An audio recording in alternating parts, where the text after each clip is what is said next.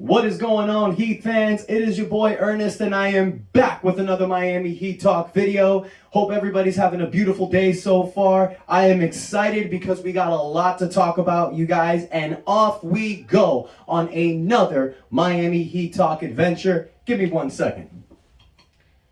Sorry, guys. Okay, so since my last video, we've had 3 games gone by, another 3 games. Guys, I wanted to post the video sooner, but I've been on the road wrestling. Just got back home last night, wanted to spend some time with my babies, but here I am talking about these games. Now look, 3 games have gone by, like I've mentioned.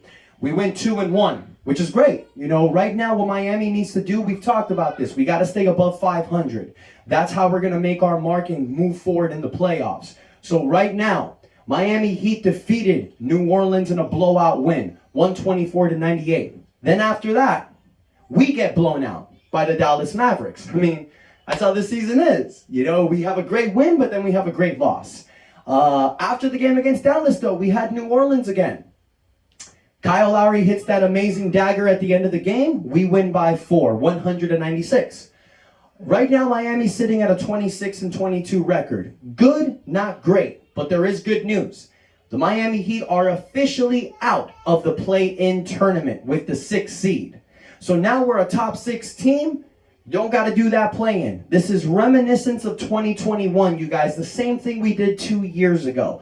But I think it's a little bit different this time. Okay, let me explain why. Now, right now, yes, Miami don't have a great record, but we were stricken with injuries throughout the season.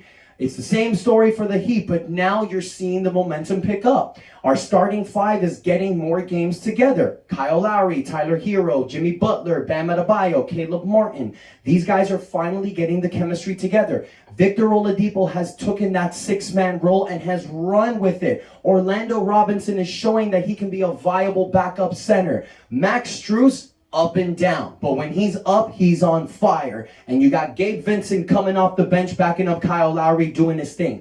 It looks like Miami has found their 9 front so far. We got the trade deadline coming, we got buyouts coming, but as of right now, we got our top 9 players. So that's kind of good because that's how Eric Spoelstra likes to run his team.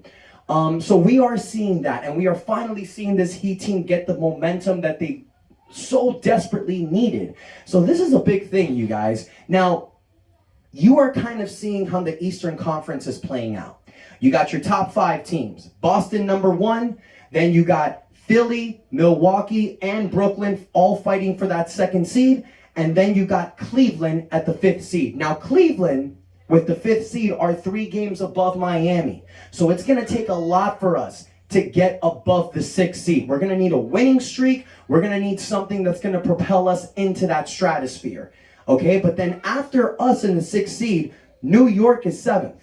We're 1 game above New York. We're 2 games above Atlanta from the 8th seed. So right now, this is a race for the 6th seed. Miami, New York, Atlanta, Indiana, and Chicago. They're all fighting for that 6th seed. It's the fight to not play in the play-in tournament. But I think this team is way better than that. We're a top 4 team in the Eastern Conference, in my opinion. I think we're better than Cleveland. I know we can beat Brooklyn. Milwaukee, Philly, Boston, these are tough teams, but Miami can do it. And now that you're seeing a healthy roster, it's possible that Miami can make some damage, you guys. I really feel like the Heat can do it. Now, the next 5 games are going to be really tough. We got a game tonight against Boston, the number 1 team in the East, 35-13. But the last game we played them in December, Miami won.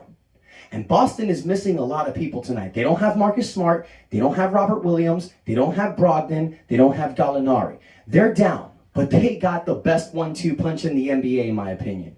Jason Tatum and Jaylen Brown. It's going to be really tough to beat this team. But if Miami can pull off this victory, you guys, and get this dub, then the next 4 games are very winnable after that. We got Orlando on the 27th. We got Charlotte on the 29th. We lost to them earlier this season, but with this momentum we're getting, we're going to beat that ass. Then we got Cleveland on the 31st. That's a test because they're the 5th seed, and we want that seed. So by beating them, it's going to put us 1 step closer. Then the first game in February on the 2nd, we got New York. I am confident that Miami can go 4-1 on this run. The only way we can go 4-1 though is if you beat Boston. You beat Boston, you get that momentum, you get that confidence in you, and then the next 4 games, smoke them out. I would love a 5-0 standing in these next 5 games, because that could put Miami on the top 5 echelons, if not even closer, you guys. So this is a very exciting time of the season. I love January and when February rolls around, because teams play harder, they want to win. Now, how can Miami get to that upper echelons? Making a few tweaks. We've talked about trades. We've talked about buyouts. We know who's out there. There's a new rumor fluttering around though. Serge Ibaka from the Milwaukee Bucks and Milwaukee, they've agreed to part ways. So Serge Ibaka is looking for a team to be traded to.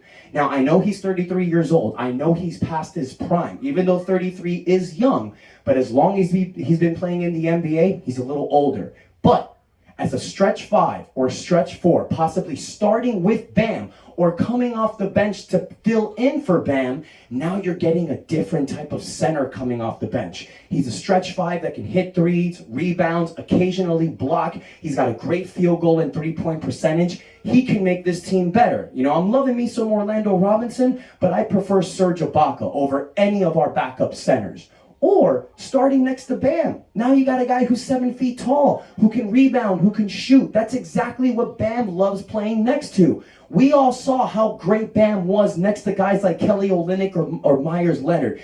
Tall guys that can stretch the floor and allow Bam to be him. Bam is a natural power forward. He can't shoot the threes like Chris Bosh, but his offensive game is exploding, you guys. So I think Serge Ibaka would be a great fit here. Trade him for Dwayne Dedmon, throw in a 2nd-round pick, get this done. I mean, we just saw what the Lakers did with Rui Hachimura, giving him Kendrick Nunn, our old player, and 3 second-round picks. I know the Lakers and Boston are the favorites in the NBA, and they're going to get these bullshit trades, but Miami can make it happen. I know we can. And then you got Jae Crowder. Jae Crowder just posted something on Twitter. Little time clocks. He's ready to get either traded or bought out. We're not going to see Jae Crowder here, you guys, until the March 1st buyout deadline. I don't think he's going to get traded. It's going to be hard for somebody to trade for him because he hasn't played at all this season. It's going to be really hard to make that trade. Miami offered Duncan Robinson to Phoenix. They just didn't take it. So now we got to see exactly what's it going to be, how they're going to get Jae Crowder on this team. It's definitely going to be a buyout, you guys. I would love Jae Crowder. I mean, Caleb Martin's amazing, but I think Caleb Martin is best fitted as the 7th man coming off the bench next to Victor Oladipo. You start Jae Crowder, you possibly get Serge Ibaka on this team. If you can get those 2 guys on this team, it makes us better. I think the Miami Heat, yeah, we can trade for a whale. We can do a huge trade, but that's going to be difficult with some of the contracts that we have. You know, there was a report recently that Miami is finding it very difficult to trade Duncan Robinson. Kyle Lowry has another year on his contract next season. This is going to be tough to unload those 2 contracts. So if you if you buy out for Jae Crowder, if you make a small trade for Serge Ibaka, you are upgrading your team smallly, but you're still making an upgrade. This is like 2020 when we traded for Jae Crowder, Iguodala, and Solomon Hill. It wasn't viewed as the biggest trade in the world, but it worked. And that's what Miami needs. We don't need this whale of a trade. There's no point. You got your team. We're winning. The chemistry is there. Just upgrade it a little bit. That's how I feel, you guys. I think the Miami Heat, we're going to make a run. February and March are going to be our months. And I strongly feel that the Miami can possibly contend for a top 3 seeding. It just needs to start now. Tonight with Boston is very important. I've said this before. Now, look. 80% chance Boston comes out and kicks our ass. I get it. They're the best in the East. But we can do it. I'm confident. I know it. I'm predicting a 115-112 victory for the Miami Heat. We need a big game from Jimmy Butler, Bam Adebayo, Tyler Hero. We need our guys to step up.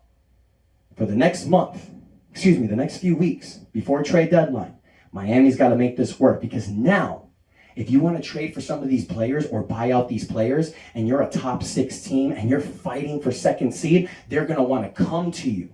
But if you're floundering at the bottom of the East, nobody's going to want to come to that. So let me know what you guys think. Do you think Jae Crowder and Serge Ibaka can make a difference? Or maybe the recent video I posted of John Collins, that's what you want. People are saying that those talks have stopped, but you never know. It's the NBA. Let me know what you guys think, but more importantly, guys, take the time to hit the like button, comment, let me know your thoughts, but most importantly, hit that subscribe button. Thank you guys so much. Let's get me to 1,000 subscribers by the playoffs, and I will be doing a free jersey giveaway. Love you guys. Thanks for the support, and until next time, your boy Ernest out. That's enough said.